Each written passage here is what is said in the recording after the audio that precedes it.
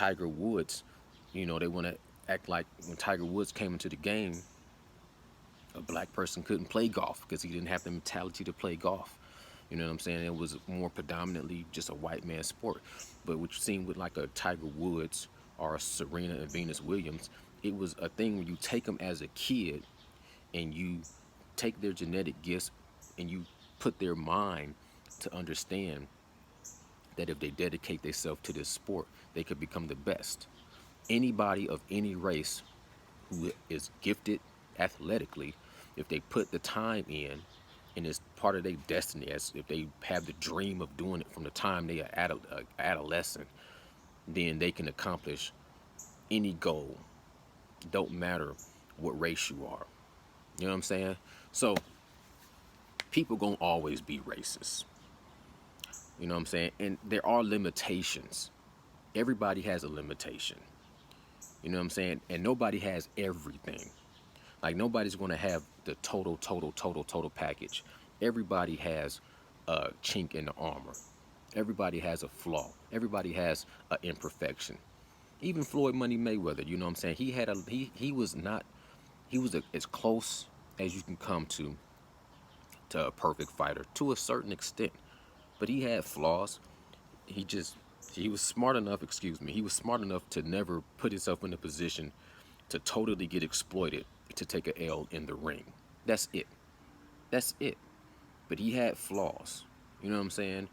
He was very, but he, once again, you're talking about somebody that came out the womb with boxing gloves on. You're talking about somebody that was boxing before they was damn near crawling, boxing before they was running, boxing before they was drawing and coloring, and boxing before they was doing anything. If you take anybody, I don't care what race they is, if you take anybody and you have them focused in on one thing from the time they are born to the time they are grown, they're going to master it. You know what I'm saying? A musician, you take a kid and put him in front of a piano. I don't care if he's blind. I don't care what race he is. You put him in front of a piano from the time he's born. By the time he's in his 20s, he's going to be a whiz at playing a piano. So people have to get off of this race thing. All Eastern Europeans are taking over. They're never going to take over a sport of boxing. A sport of boxing is a gladiator sport. Gladiators are mostly molded and created from the pressures of being a have-not. You know what I'm saying?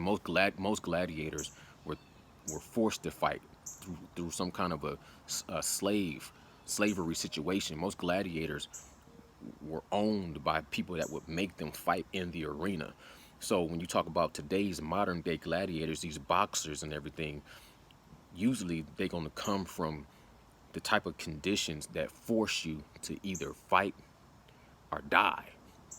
So that's why you get your Terrence Bud Crawfords, your Gervonta Tank Davis coming from Baltimore. You know what I'm saying? Where the conditions are just, somebody got to make it out of that. Pressure either breaks you and destroys you, or pressure makes diamonds. That's why you got Gervonta Tank Davis coming out of Baltimore. You know what I'm saying? Most boxers are going to have to go through some kind of adversity that's going to mold them mentally to make them fight extra hard and dedicate themselves. You know what I'm saying? Eat, sleep, drink, nothing but the boxing game. And that's what's going to make them great. And when you say the black people are over dominating boxing, well, as long as you have black people born genetically and athletically and born in predicaments where they have no choice but to do something to become successful, and they got two of these bad boys, they're gonna always be a dominant black boxer, period, point blank, because they're gonna come from conditions of tired of not having. You know what I'm saying? When you don't have nothing, you gonna fight, period. When you don't have nothing and your parents don't have nothing, and your brothers and sisters don't have nothing, and your cousins don't have nothing, and all you got is this right here, then you're gonna find a way to be the best at it. That's always gonna happen. But then again, in all races, you're gonna have people that's oppressed and people that's gonna have to rise up a champion. That's why you have your Manny Pacquiao's. And you have Manny Pacquiao comes from absolutely nothing. He comes from nothing. You know what I'm saying? So that's what created him to have the mentality to keep, you know what I'm saying, in, because he definitely was raw. When he first came into the game, before Freddie Roach got a hold of him, he was what some people call a one-trick pony. He wasn't just, as multi-talented as he was. He he was getting beat before he, before people was talking about him versus Floyd Money Mayweather. Manny Pacquiao had already been defeated by a few opponents along the way. He came over here and Freddie Roach saw the potential in him and just see that he had that raw style that if he worked on improving his, weaknesses, he would be close to undefeatable. It's the last thing I'm gonna say. Then I'm gonna get out y'all way. Like I said, I'm not mad at nobody for being somewhat racist. You're supposed to love your race. At the end of the day, you're supposed to love yourself more than anything. This is how you know you're not a racist. When you love yourself. When you don't love yourself and you want to be this race and you want to be that race and you want to be, I wish I could be as fast as this black person. I wish I could be as strong as this Russian guy over here. I wish I could be as, what I'm saying, if I could be as acrobatic as this Asian person over here, if I could be, what I'm saying. See, when you start looking at all the races and looking at everything they got blessed with and things you didn't get blessed with, because every race is going to be balanced out with something and going to be left out of something. No race has it all, has everything. All right. But one more thing I got to say. I got to say this because this is on my mind. It's a race of people that still exists called pygmies. And these mugs is all like, like the tallest person in their village might be like 5 foot something, 5'2", 5'5". That's the tallest. Everything else is 5'5" and below. And they black. You think they hit the genetic jackpot to play basketball? No. But would you say that they race is just a weak, inferior race? No. They blessed with the genetics they have to survive in the type of atmosphere that they survive in. I watched a documentary of pygmies that still lived out in the sticks, and these mugs, barefooted, can shoot up a tree like what it would take rest of us, spikes on the boots, ropes, or maybe even a damn crane to lift us up into this tree. They just do it naturally. They just, you know what I'm saying? They conditioned to where they damn near got 4 hands. So every race has that. You know what I'm saying? And like I said, when you look at yourself and you know yourself and you love yourself, you're not going to be worried about what everybody else has and what they can do. You just love yourself. And this is how you know if you love yourself. If you died and you came back reincarnated,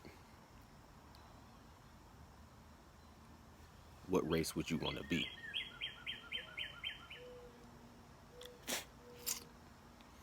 Because like me, I wouldn't be no other race but black.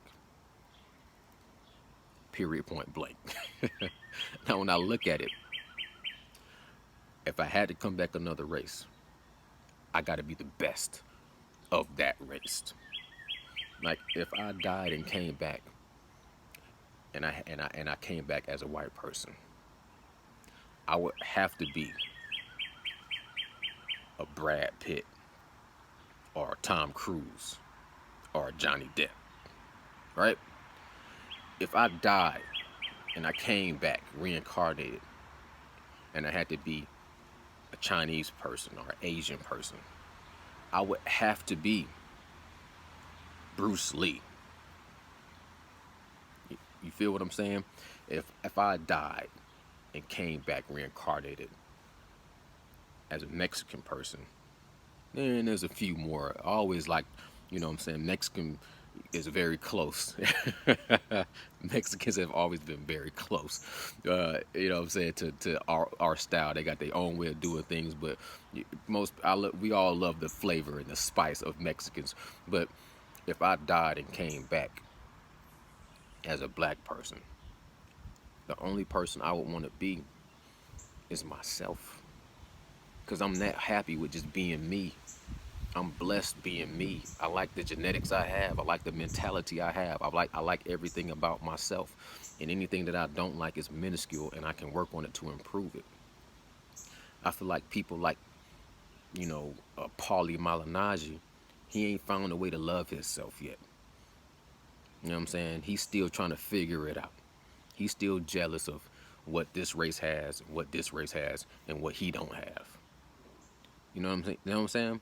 Because I watched him embrace Adrian Broner, and I thought he was being genuine when he was telling Adrian Broner, man, take care of yourself. This world of boxing don't care about you once it's all said and done. They want to take their pound of flesh, and then they want to be done with you. And I felt like, man, you know what? That's some real shit to say to Adrian Broner. But is you saying that, but then behind his back, you praying for his downfall? Because with the latest comments he just came out with that got him fired, where he's showing, what I'm saying, how two-faced he is. Like I said, I applaud his honesty. At least, what I'm saying, he bold enough to double down and stand on his square. But at the end of the day, that mentality that he has, unless he comes out and retracts it, and I hear him say something that I really can understand where he coming from, as long as it's still saying the same stuff I heard him say, then to me, he's just another person that's shisty, untrustworthy, and ignorant. And what I'm saying, to each is his own. But this is how I look at it. And this is my point of view. We is one race, and that's the human race. And we all should be doing our own due diligence to help life be improved for everybody. Period, point blank. No matter what, what I'm saying, color, creed, whatever your sexuality is. But at the end of the day,